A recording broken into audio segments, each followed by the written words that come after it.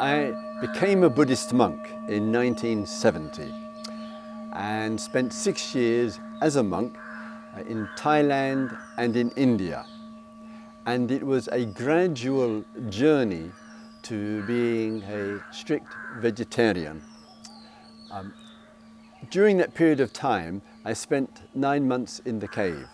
And at that time, I made the decision essentially to be vegetarian. As a monk, I'd go to the village. People would provide the food in my begging bowl in small plastic bags with the rice. The meat I gave to the dogs, and the rest I ate. And from that time, the reasons for it primarily was concern for animals and birds. That was the primary. It was not a health issue there. And so since the 1970s, I have been a strict vegetarian. And I define a vegetarian as a person who does not eat anything with a face, animals, birds, or fish.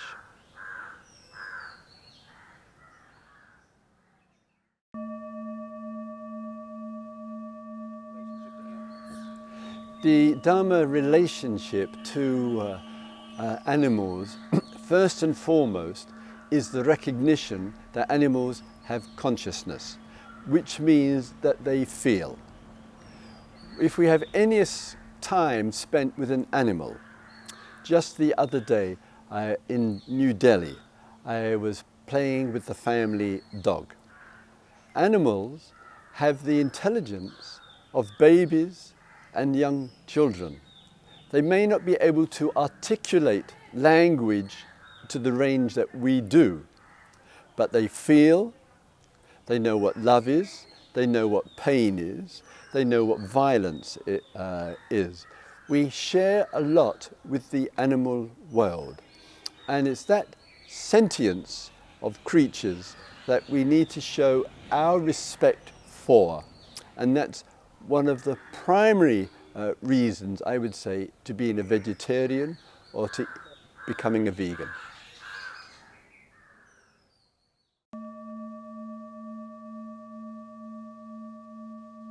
Religion and the teachings of the Buddha do share a very common invitation. For some it's a commandment, for others it's a training or an expression of virtue there, of respect for life. I undertake the training not to destroy or take life. And that principle is an indispensable principle in our relationship to all forms of life. That situation that we have is that due to some statements from the Buddha, who we might say was more concerned with what went out of our mouth rather than what went into it. And I think the circumstances that we live in and have for centuries requires equal care and attention to what comes into our mouth as to what comes out of it there. And particularly in the time that we live in, where so many creatures, cattle, pigs, sheep, birds, are living in concentration camp conditions, living in these awful factory farms, and I think that requires from us a statement through saying no to those kind of diets which endorse and support that industry, because it is a violence and of course a killing through the abattoirs, and we need to speak our mind on this.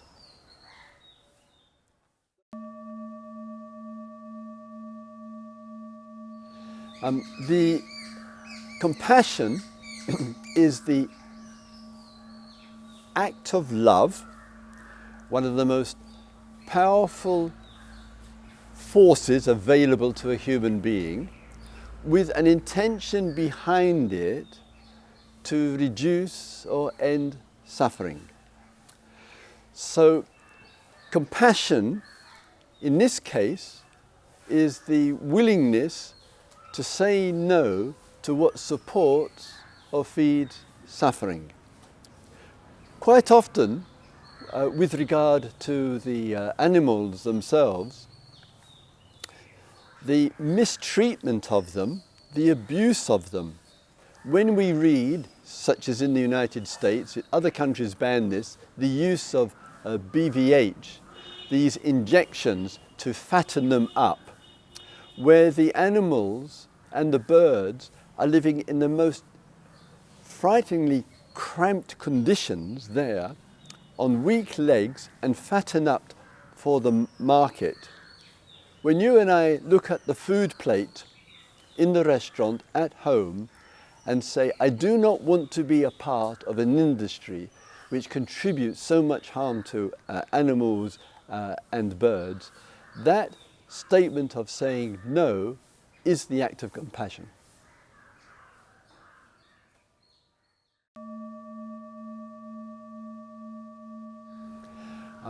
Let me just speak from experience for a moment.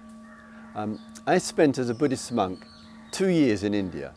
I travelled the length and breadth of this country. I stayed in numerous ashrams. The yogis, the swamis, the sadhus, the bhikshus, that means the monks and the bhikshunis, for 2,000 or 3,000 years in this country have been offered and only offered a vegetarian diet. Not once in 2.5 years of travelling around this country was I ever offered meat. And that similarly applied to the time of the Buddha. The discourses of the Buddha keep reminding us that loving kindness, the act of friendship and love, must go in all directions. And all directions means people, it means animals, it means that which lives on the ground, under the ground, in the air and in the water. And the teachings of the Buddha are a teachings of establishing the heart in the body of kindness in all directions. And that's an unmistakable thread which runs through. And as the Buddha commented, those who live with loving kindness towards all creatures, near and far, this is to abide in the divine.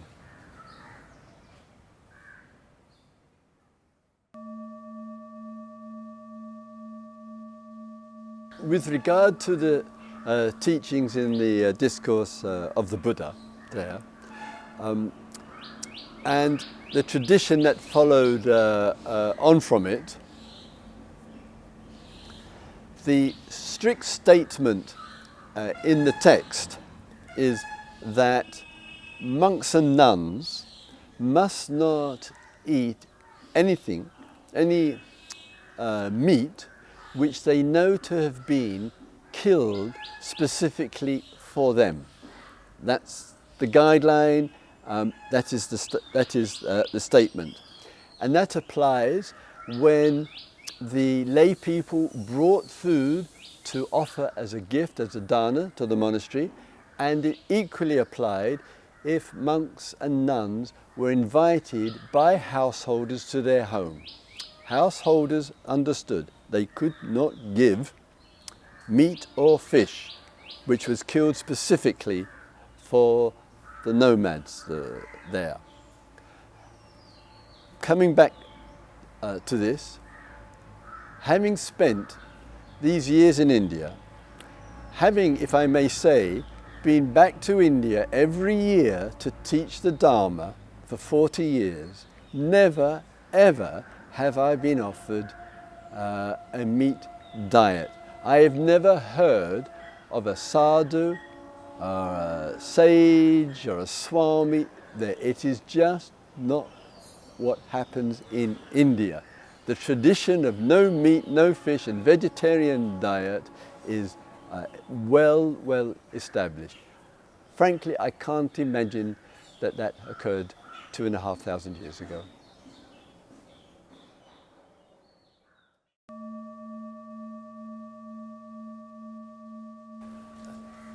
Compassion cuts across all identity.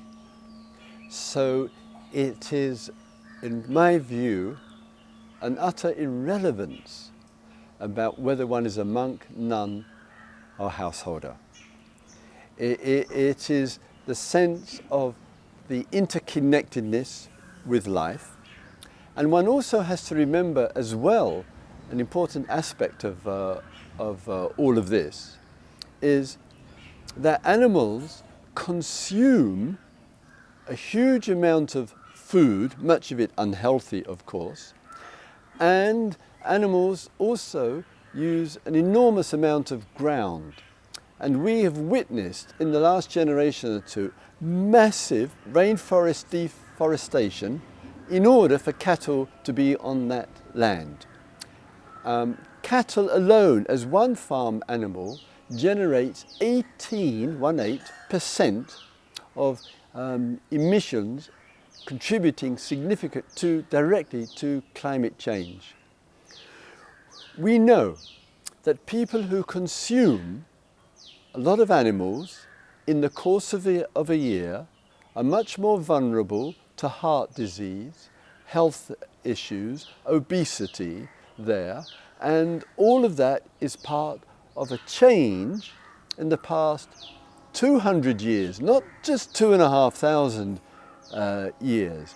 And it's well recorded by the scientists that men and women who have a vegetarian and vegan diet live longer, live happier, and live healthier. So for personal reasons, as well as for global reasons, we need to change our diet. That is an aspect of our spiritual practice. Dharma teachers have to introduce that. And of course, finally, has anybody of the hundreds of thousands who have been on retreats with Buddhist teachers, householders or lay people, ever been offered a meat diet? No, it's vegetarian diet. Let's bring that diet into the daily life.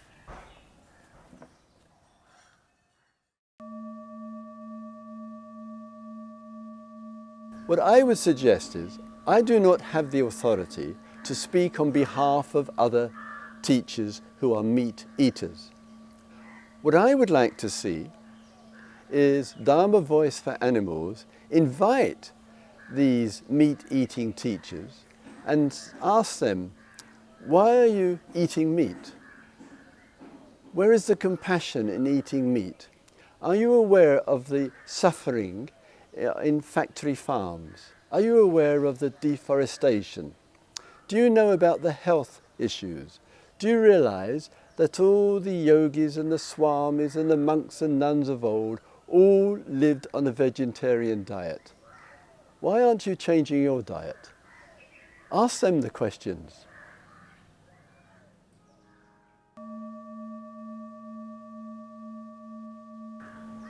I am always cautious about being an absolutist about everything, including diet. I think it is important to be respectful to those communities who live in the freezing cold north and south of the polar regions. Those communities who live in high mountain areas. Those communities that live near the water and depend on fishing. So I don't want to make it an absolute there. When the Tibetan community living in Tibet may well have needed for their very survival and their health to eat meat. But when many of the community fled to India, that no longer applied. Still, we are told, 1/3 to 1/2 of the 1,200 million people in this country are vegetarian, and it's probably still more.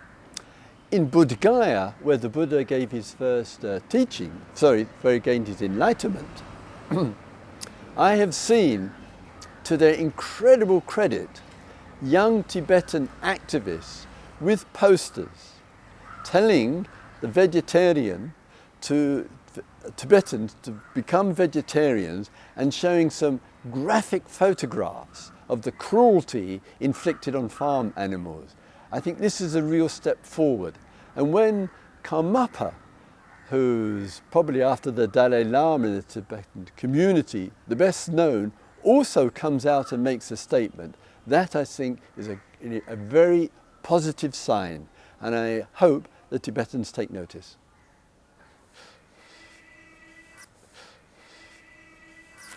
Thank you. Okay, good.